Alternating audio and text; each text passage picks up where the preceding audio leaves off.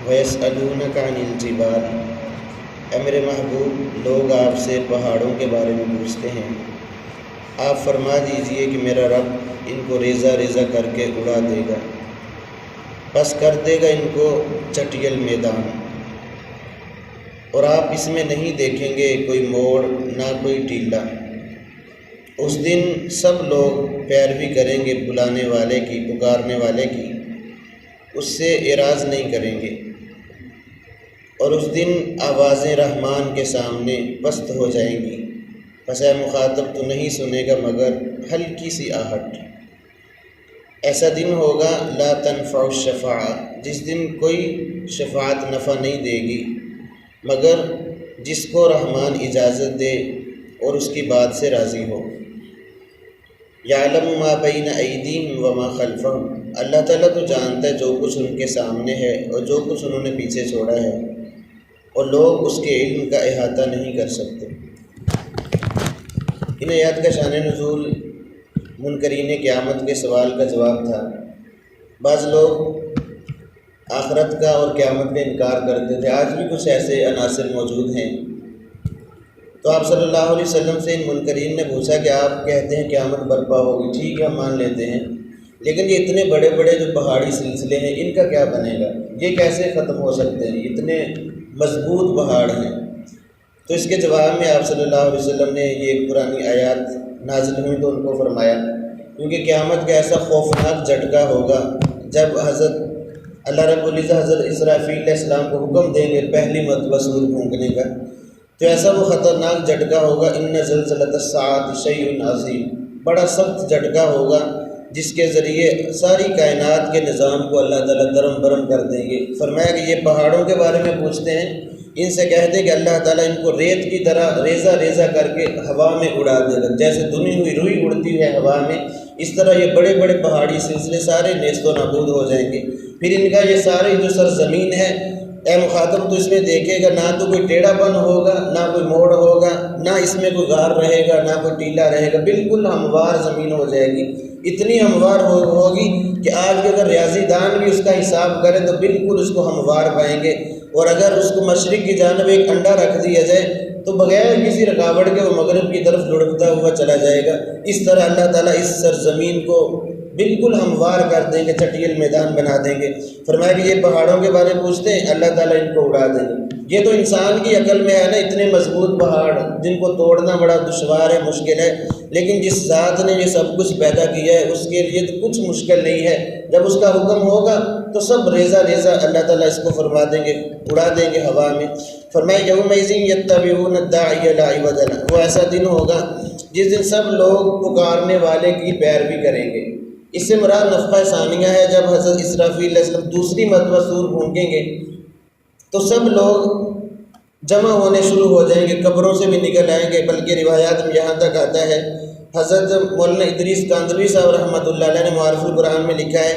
حضرت اسرافیل علیہ السلام صخرہ بیت المقدس پر کھڑے ہوں گے۔ یہ بیت المقدس کا وہ پتھر ہے جہاں سے اللہ کے نبی صلی اللہ علیہ وسلم نے معراج کی رات آسمانی سفر شروع کیا تھا، صخرہ بیت المقدس، وہاں پہ کھڑے ہو کر یہ لوگوں کو پکاریں گے، اور اس وقت ہر ایک پکار کا جواب دے۔ پکاریں گے کیسے؟ اے بوسیدہ ہڈیوں اور اے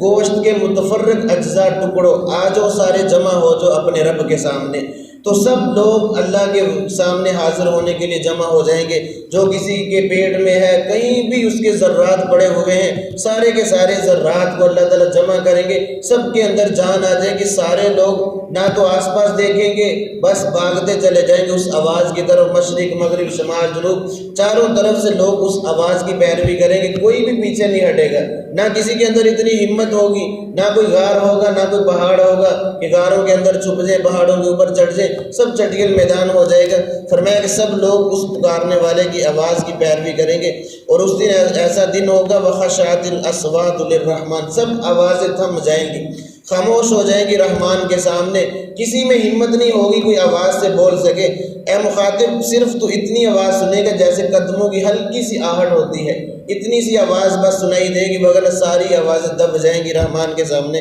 یومئذ لا تنفع الشفاعہ، پھر یہ میدان محشر یہاں قائم ہو جائے گا، یہ سورج جو آج کروڑوں میل کی مسافت پر ہے، اور جون جولائی کے مہینے میں کوئی بھی مئی کا لال ایسا نہیں جو سخت گرمی میں سورج کے سامنے کھڑا ہو کر دکھائے، تھوڑی دیر کھڑا ہوگا بے بس ہو جائے گا، بھاگے گا سائے کی طرف، لیکن یہی سورج 1-2 میل کے فاصلے پر آ جائے گا، اور کیا تپش اور حرارت ہوگی، اللہ تعالیٰ ماریں گے نہیں کسی کو، بس یہ آزمائش ہوگی، اس وقت بڑی سخت آزمائش ہوگی۔ حدیث مبارکہ میں آتا ہے کوئی بندہ اپنے گھٹنوں تک پسینے میں ڈوبا ہوا ہوگا، کوئی ٹخنوں تک، کوئی گھٹنوں تک، کوئی پیٹ تک، کوئی کندھوں تک، کسی کے کانوں تک، یہ پسینے میں ڈوبے ہوئے ہوں گے، شرابور ہوں گے، حساب و کتاب شروع نہیں ہو رہا ہوگا، لوگ بڑے بے چین بے قرار ہوں گے اور کہیں گے جنت جہنم کا فیصلہ تو بعد کے، اللہ تعالیٰ حساب تو شروع کریں، پتہ تو چلے ہمارا انجام کیا ہے۔ یہ ایسا مشکل مرحلہ ہوگا۔ پھر لوگ کہیں گے اچھا ہم کسی سفارشی کے پاس جاتے ہیں، سارے لوگ جمع ہو کر حضرت آدم علیہ السلام کے پاس جائیں گے، کیا آپ ہمارے جد امجد ہیں، آپ ہمارے باپ ہیں، ابو البشر ہیں، آپ آج ہماری سفارش کریں کہ اللہ تعالیٰ ہمارا حساب شروع کر دے، لیکن وہ انکار کر دیں گے کہ میں ایسا نہیں کر سکتا۔ پھر حضرت ابراہیم علیہ السلام کے پاس، حضرت نوح علیہ السلام کے پاس، آہستہ آہستہ سب انبیاء انکار کرتے چلے جائیں گے، اور انبیاء کی حالت کیا ہوگی؟ ربی سلم سلم، اے یا اللہ نفسی نفسی، میری جان بچا، میری جان، انبیاء کی پکار یہ ہوگی۔ ادھر امام الانبیاء صلی اللہ علیہ وسلم کے پاس لوگ جمع ہو کر آئیں گے اور کہیں گے یا رسول اللہ، آپ کی خاطر اللہ نے ساری کائنات کو بنایا ہے، آج آپ ہی ہماری سفارش کریں۔ تو آپ صلی اللہ علیہ وسلم پھر محروم نہیں کریں گے لوگوں کو، کہیں گے ہاں آج میں سفارش کروں گا۔ پھر روایات میں آتا ہے اللہ کے پیارے پیغمبر صلی اللہ علیہ وسلم اللہ کے عرش کے سامنے سجدہ ریز ہوں گے، اور یہ سجدہ کتنا لمبا ہوگا اللہ تعالیٰ ہی جانتے، بعض کہتے ہیں 8 دن کا، 15 دن کا سجدہ ہمارے اعتبار سے، بہرحال اللہ تعالیٰ ہی بہتر جانتے ہیں۔ آپ صلی اللہ علیہ وسلم فرماتے ہیں کہ میں اس وقت سجدے میں ایسے کلمات سے اللہ کی تعریف کروں گا جو اب میں نہیں جانتا، میرے علم میں نہیں ہے، نہ اللہ نے مجھے بتائے ہیں، اس وقت اللہ تعالیٰ مجھے القاء کریں گے، میرے دل میں ڈالیں گے، میں ان کلمات کے ذریعے اپنے رب کو پکاروں گا سجدے کی حالت میں، پھر میرے رب کا فرمان ہوگا یا محمد ارفع رأسک، اے میرے محبوب اپنا سر مبارک اٹھاؤ، اشفع تشفع، آج جو سفارش کرو گے تمہاری سفارش کو میں قبول کروں گا۔ اس وقت اللہ کے نبی صلی اللہ علیہ وسلم کے ہاتھ میں لوائے حمد ہوگا، تعریف کا جھنڈا، سارے نبی اللہ کے نبی کے جھنڈے کے نیچے ہوں گے، وہاں اللہ کے نبی سفارش کریں گے تو یہ حساب و کتاب شروع ہوگا۔ بلکہ ایک روایت میں تو یہاں تک آتا ہے اللہ تعالیٰ بڑے جلال میں ہوں گے، اتنا جلال کہ کسی کی ہمت نہیں پڑ رہی ہوگی، تو اللہ تعالیٰ اپنے حبیب صلی اللہ علیہ وسلم سے کہیں گے کہ اے میرے محبوب بتاؤ کس کا حساب دینا تم نے، سامنے حاضر کرو۔ اتنا جلال ہوگا کہ انبیاء بھی کانپ رہے ہوں گے اس وقت اس منظر کو دیکھ کر، لیکن اب اللہ کے نبی صلی اللہ علیہ وسلم سیدنا ابوبکر صدیق رضی اللہ تعالیٰ کو سامنے کریں گے حساب کے لیے۔ فرماتے ہیں کہ روایات میں آتا ہے جیسے ہی سیدنا صدیق اکبر رضی اللہ تعالیٰ سامنے آئیں گے تو اللہ تعالیٰ کا سارا غصہ ٹھنڈا ہو جائے گا کہ صدیق تو وہ ہے جس نے میرے نبی کے ساتھ ہر معاملے میں وفا کی، اور اللہ کے نبی نے فرمایا کہ میں نے دنیا میں سب کے قرض ادا کر دیے لیکن صدیق کا قرض میرے ذمہ باقی ہے، تو اللہ کا سارا غصہ بجھ جائے گا سیدنا صدیق اکبر رضی اللہ تعالیٰ عنہ کو دیکھ کر۔ تو اس طرح یہ حساب و کتاب کا سلسلہ شروع ہوگا۔ اللہ تعالیٰ فرماتے ہیں یومئذ لا تنفع الشفاعۃ، کسی کی سفارش نفع نہیں دے گی سوائے اس کے جس کو اللہ تعالیٰ اجازت دے، جو سفارش کرے گا وہ اللہ کی اجازت سے کرے گا، ورضی لہ قولا، اور اس کے لیے سفارش کرے گا جس کے ساتھ اللہ راضی ہوگا، مطلب جس نے کلمے کے ساتھ زندگی گزاری، گناہوں کی وجہ سے وہ جہنم کا مستحق تھا لیکن کلمہ پڑھنے والا مسلمان تھا، اس سے معلوم ہوا کسی کافر کے حق میں سفارش قبول نہیں ہوگی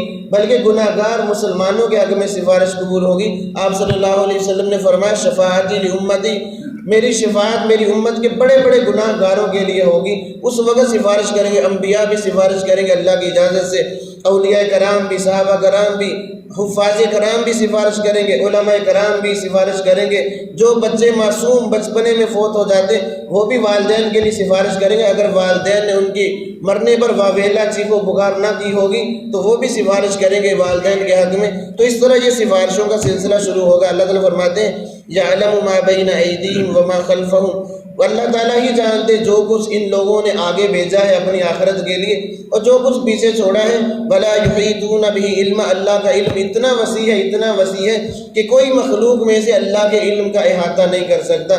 سب پر اللہ کا علم غالب ہے۔ تو اس طرح یہ سفارشوں کا سلسلہ شروع ہوگا اور ہمارے نبی صلی اللہ علیہ وسلم کو سب سے بڑی سفارش کا حق ہوگا، شفاعت کبریٰ کا تاج اس وقت پہنائیں گے، اور یہ مقام محمود ہوگا جو کسی نبی کے حصے میں نہیں آئے گا، وہ سوائے ہمارے نبی صلی اللہ علیہ وسلم کے۔ اللہ تعالیٰ وہاں میدان محشر میں اپنے حبیب کا شان سب سے بڑھا دیں گے، وہ سب رشک کریں گے اللہ کے نبی کی شان پر۔ تو اس طرح ہمیں بھی چاہیے کہ ایسا شفیع نبی اللہ نے ہمیں عطا کیے، ہم بھی ان کی زندگی کو سامنے رکھ کر اپنی زندگی گزار لیں، ان کے کہنے کے مطابق زندگی گزار لیں، تاکہ کل ہمیں ان کے سامنے شرمندہ نہ ہونا پڑے، کیونکہ ہمارے اعمال بھی اللہ کے نبی کے سامنے پیش ہوتے ہیں۔ ہم تو زندگی گزار رہے ہیں، کوئی نہیں سوچتا کیا، روایات میں آتا ہے اس امت کے اعمال اللہ کے نبی پر پیش ہوتے ہیں۔ جب اچھے اعمال ہوتے ہیں تو اللہ کے نبی خوش ہوتے ہیں، دعائیں دیتے ہیں، لیکن جب برے اعمال پیش ہوتے ہیں تو اللہ کے نبی کو بھی پریشانی ہوتی ہے۔ تو ہمیں چاہیے ہم دنیا میں رہتے ہوئے اپنے نبی کو اذیت نہ پہنچائیں، عاشق رسول کا دعویٰ تو کرتے ہیں، اگر ہمارے اعمال اچھے نہیں ہیں تو یاد رکھیں ہمارے نبی کو قبر مبارک میں تکلیف پہنچتی ہے ہمارے اعمال کی وجہ سے۔ اس لیے ہمیں چاہیے کہ اپنے اعمال اچھے کریں تاکہ میرے نبی کی آنکھیں ٹھنڈی رہیں۔ اللہ کے نبی صلی اللہ علیہ وسلم کیا فرمایا کہ قرۃ عینی فی الصلاۃ، اے میرے امتیوں میری آنکھوں کی ٹھنڈک نماز میں ہے۔ اب جو لوگ نماز نہیں پڑھتے کیا خیال ہے وہ اپنے نبی کو تکلیف نہیں پہنچا رہے، وہ کیسے دعویٰ کر سکتے کہ ہم تو عاشق رسول ہیں، بلکہ وہ تو اپنے نبی کو روزے مبارک میں بھی چین سے آرام سے نہیں لیٹنے دے رہے، وہاں تکلیف پہنچا رہے۔ ہاں جو نماز کی پابندی کرتے ہیں وہ اللہ کے نبی کی آنکھوں کو ٹھنڈک پہنچا رہے۔ ہمیں چاہیے کہ ہم اپنے اعمال پر غور کریں، اپنے اعمال کو درست کریں، وغیرہ ان اعمال کا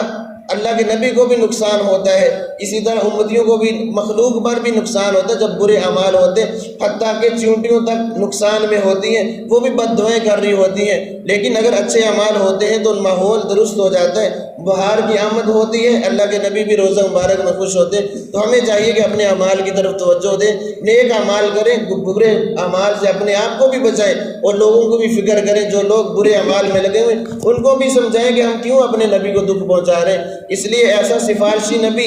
کہ کسی امت کو ایسا نبی اللہ نے عطا نہیں کیا، تو ہمیں بھی چاہیے اگر نبی سب سے اعلیٰ ہے تو ہم بھی اعلیٰ اعمال لے کر جائیں تاکہ اللہ کے نبی ہمارے اعمال دیکھ کر خوش ہو جائیں۔ اللہ رب العزت سے دعا ہے کہ اللہ تعالیٰ ہمیں نیک اعمال کرنے کی توفیق عطا فرمائے۔ بسم اللہ الرحمن الرحیم، الحمدللہ رب العالمین، والصلاۃ والسلام علی سید الانبیاء والمرسلین وعلی آلہ وصحبہ اجمعین۔ ربنا آتنا فی الدنیا حسنہ وفی الآخرۃ حسنہ وقنا عذاب النار رب اغفر وارحم وانت خیر الراحمین۔ صلی اللہ تعالی علی خیر خلقہ محمد وآلہ واصحابہ اجمعین برحمتک۔